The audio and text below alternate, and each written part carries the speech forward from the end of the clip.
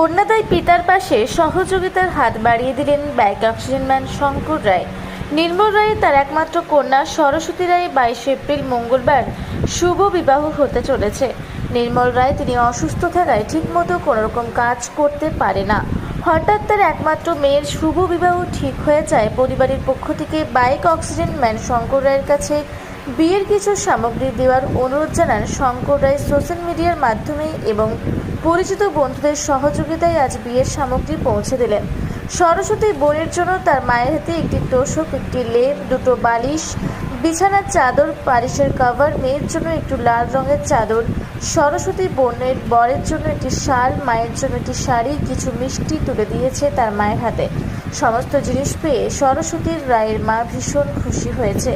সরস্বতী বোনের মা সকলকে অনেক অনেক ধন্যবাদ এবং প্রণাম জানিয়েছেন তিনি পাশে থাকার জন্য। আজকে এই দিদির মেয়ের বিয়ে, সরস্বতী রায় সাহেব কলোনির বাড়ি। দিদির পরিবারের পক্ষ থেকে আমার দিদি আর দাদা আমাকে অনুরোধ জানিয়েছিল কিছু জিনিস দেওয়ার জন্য। আমরা তার বাড়িতে এসে পৌঁছেছি। কালকে শুভ বিয়ে হতে চলেছে। আপনারা সকলে আশীর্বাদ করবেন এবং আমাদের পাশে যারা ছিলেন তাদেরকেও আমার তরফ থেকে আন্তরিক শুভেচ্ছা এবং ভালোবাসা। আজকে দিদির পরিবারের দিদির হাতে আমরা একটি তোষক, একটি লেপ, দুটো বালিশ, বিছানার চাদর, ওনার জন্য একটি শাড়ি, আর হলো একটি বরের জন্য শাল, বোনের জন্য একটি লাল চাদর। আপনি এই সমস্ত জিনিস পেয়ে খুশি তো? যারা দিয়েছে আমাদের তরফ আমাদেরকেও সহযোগিতা, তাদেরকে কি বলবেন? আপনার নাম, এই জায়গার ঠিকানাটা?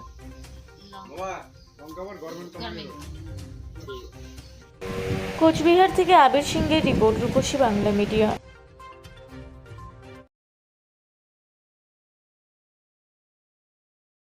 পুরা ব্লকের লধুরকা গ্রামের অদূরে অবস্থিত দৌলত পাবলিক স্কুলের দখলে থাকা বেশ কিছু জমি নিয়ে শুরু হয়েছে আইনি জটিলতা। 1197 দাগের যে বেলাবহল মৌজা এবং 2239 দাগের যে লধুরকা মৌজা, এই দুটো জমি আপনারা প্লিজ কেউ কিনবেন না, কারণ আপনারা বিপদে পড়তে পারেন, আইনি একটা লড়াইতে পড়ে যেতে পারেন। জমিটা একদম ডিসপিউটেড, ফলে একটু সাবধানে থাকবেন।